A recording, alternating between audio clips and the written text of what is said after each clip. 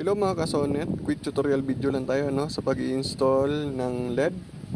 Ang gagamitin natin is N63 na 70 watts. So para saan to? Dito sa high beam natin. Ipapakita ko sa inyo kung gaano lang siya kadali i-install. So ayan, wala na tayong kailangang tools mga kasonet, kundi buksan lang to and then plug and play na, walang error. So let's go. Sa pagtanggal pala nito mga kasonet, ang takip nito, ikutin mo lang siya left side. Ayan. Ayan, nabuksan na natin.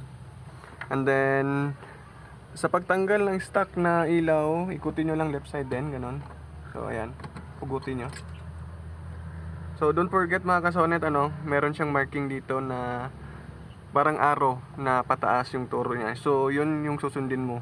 And then, meron din siyang parang tatlong bracket dito, dapat may pasok mo siya pabalik mamaya.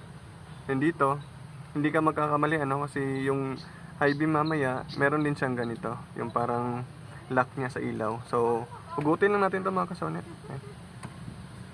Set aside muna natin. Ito pala yung LED na gagamitin natin. Ayan.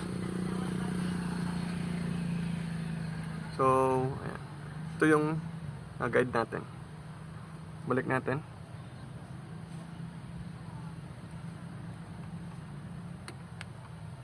So ayan, pag nalagay na natin mga kasonet, sundin lang natin yung guide kanina na arrow ito. May arrow dito. So balik natin.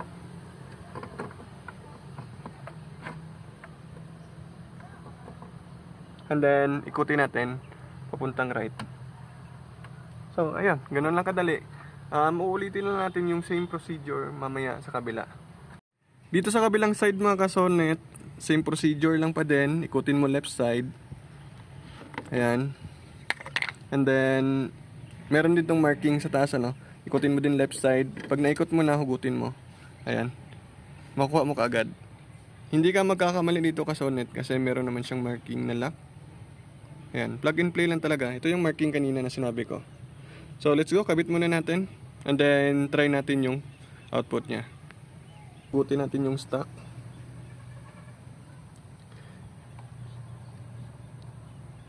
Ayan. So, tip ko mga kasonet, huwag niyong hawakan yung bulb niya, baka masira. And then, pwede nyo tong gawing savings mga kasonet. Pag nagsawa kayo, pwede nyong ibalik. So, ito yung LED natin. Sa pag-install nito mga kasonet, so, ganun pa din. Meron din tong guide. Ayan. Hindi kayo magkakamali. So, ayan. Nakabit na natin. And then, ibalik natin ulit. Tignan natin yung guide na arrow. Ayan. Dito yan sa itaas. Then, ikutin natin. Going to right. Ayan. So, nailak na natin. Tignan natin yung output niya mga kasonet. Let's go. Ibalik natin yung takip.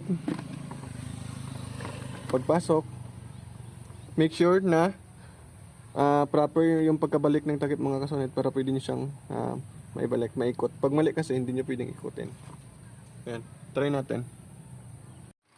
Ayan mga kasonet, nakabit na natin yung high beam natin, ito. Tsaka doon, sa kabila. And then, ito yung low beam natin. Meron akong isang video niyan. So ilalagay ko na lang sa link, okay? Ito yung stock natin.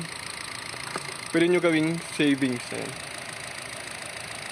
So maraming salamat mga kasonet, Please like and subscribe. Thank you.